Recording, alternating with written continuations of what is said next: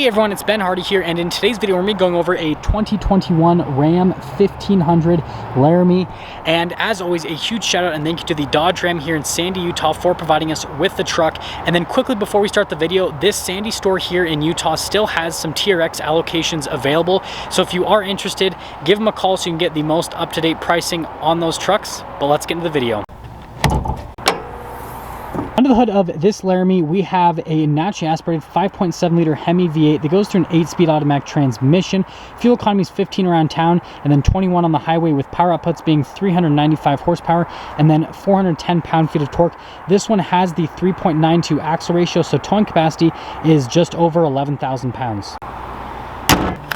Now let's go over the front end on the truck. So as you can see, nothing has actually changed from the 2020 or the 2019 model year from the front end. So the design is all the same. Still get that same little badging there on the side. Still get the same LED reflector lights, which these are super bright at night, by the way.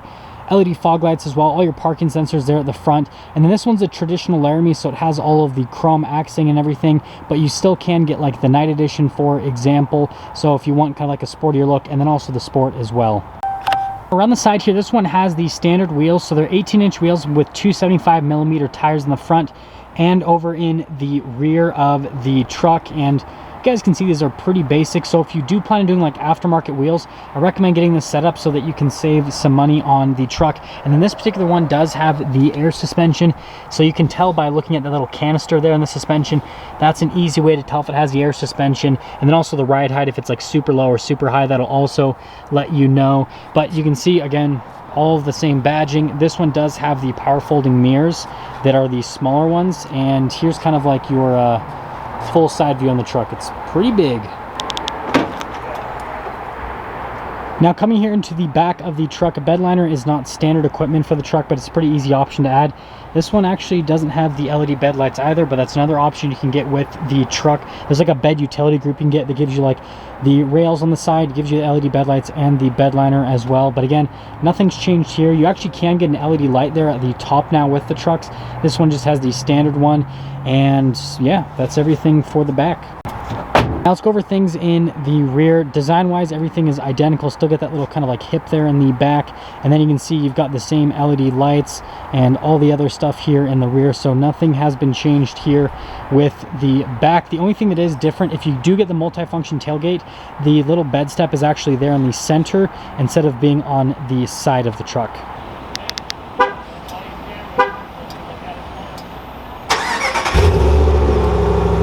Coming over to this part of the side, you can see that you still get the capless with the gas system. Nothing has changed there.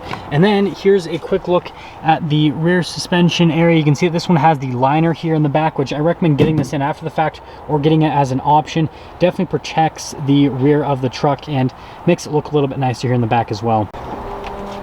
Now looking at the door panel here in the rear, you can see you still get like the stitching, the soft touch, the suede, the wood trim, and then more where you're going to rest your arm. Nothing's changed there.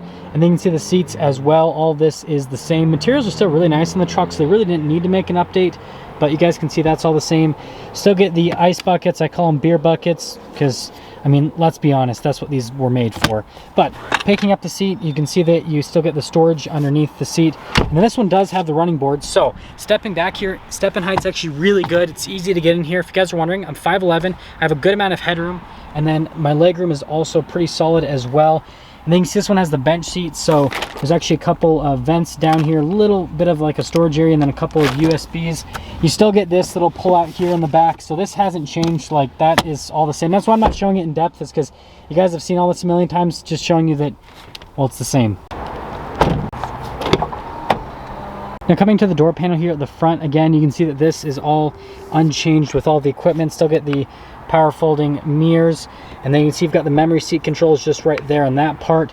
And then here are the seats at the front. So again, you've got the Laramie with the suede inserts on them. These seats still comfortable as ever. There's the adjustments on the seat, and then you can see the pedals there at the bottom. Here is your parking brake, your adjustments for the pedals, and then you got your lights. This is for the fog light, that's for the cargo light there in the bed. And then the steering wheel is still manually adjustable. Radio controls in the back of the steering wheel, and there's one more look before we pop in.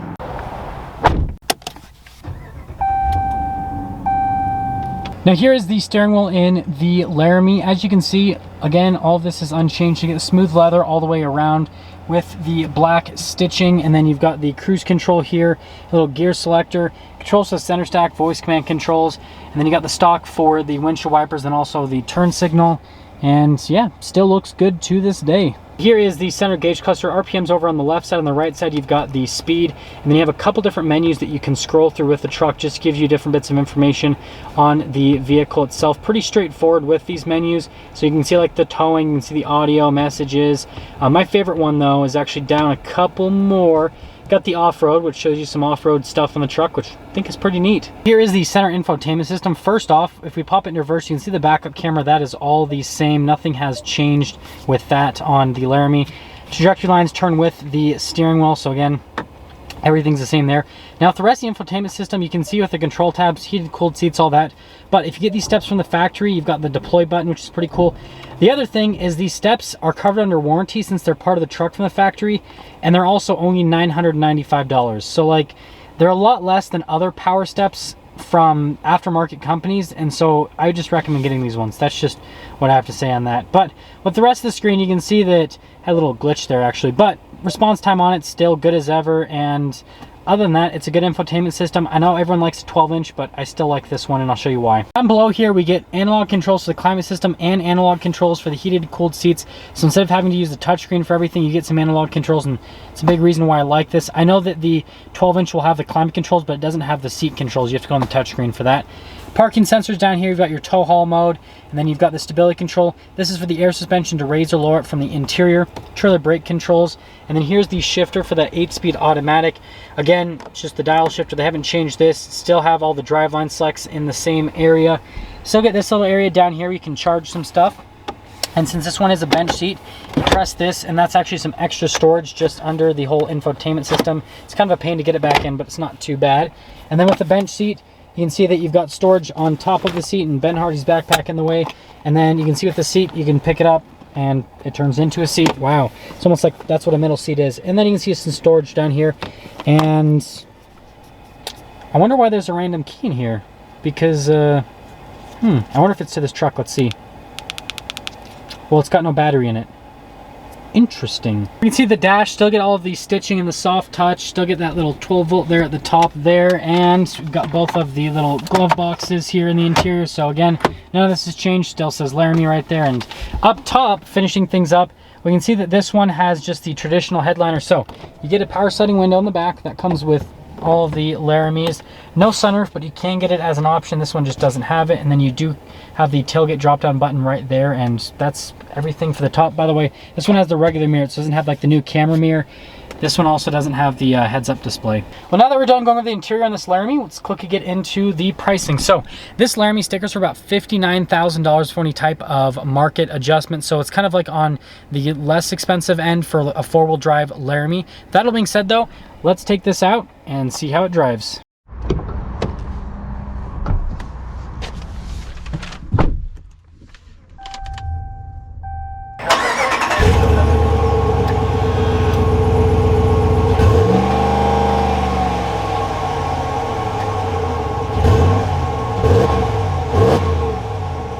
Quickly talk about visibility here in this Ram 1500 Laramie. So you can see visibility over the hood. Nothing's changed since the previous model year. And then here's through both of the mirrors and then all throughout the rear as well. So visibility is completely the same.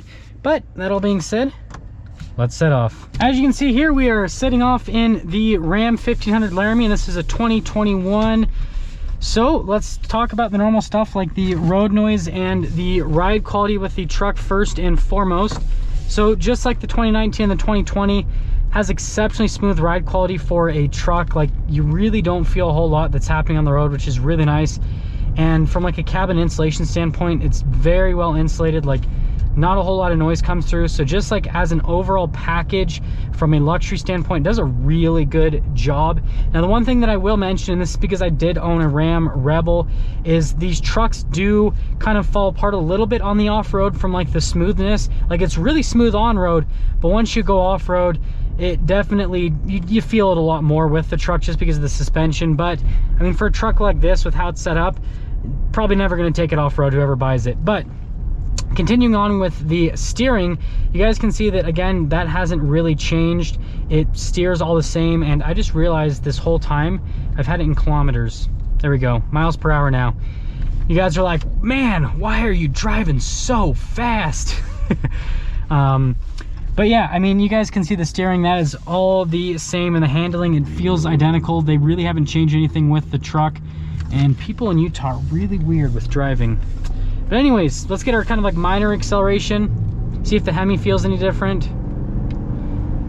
Yeah, so for our first like minor acceleration, the Hemi feels completely identical to what it was prior. And the thing I did notice is when I am off the accelerator, it does pop into like an eco mode. So it tells me that I'm like in the good fuel economy mode or something, which is pretty interesting. But let's get our full blown acceleration here. Yeah, so it feels the same. I don't feel any difference, right? The power figures didn't change, but you know, we just got to check and see if everything's all the same. But yeah, acceleration's really solid compared to the other compared to the other truck makers, I should say. There's obviously the big three, Ram, Chevy, and Ford. But compared to all the other truck brands, it's right there in the middle on the higher end. Chevy's 6.2 and Ford's 3.5 definitely feel quicker. But I mean, this still holds its own against them, and that'll get me into summing things up. So Chevy apparently is going to be releasing a newer version of their truck, just kind of with an updated interior. And then Ford obviously is doing their whole new truck. And a lot of people are going to think that Ram's going to get dethroned. Now, I haven't driven out of those trucks, so I can't fully commentate on it. But the one thing I will say is Ram did such a good job with this truck that they really don't need to change a whole lot for it to still be the best truck on the market. We'll see what Ford and Chevy does, but it's kind of, the bar is set really high for them to be able to dethrone Ram. That is going to sum things up for our video on this 2021 Ram 1500 Laramie. And again, a huge shout out and thank you to the Dodge Ram and Sandy. I'm going to include a link to their inventory in the description below. And again, I'm going to mention it one more time. If you are interested in a T-Rex, at the time of me filming this video, they still have a couple available if you haven't been able to find one. So reach out to them so you can get a price. I'll see you guys.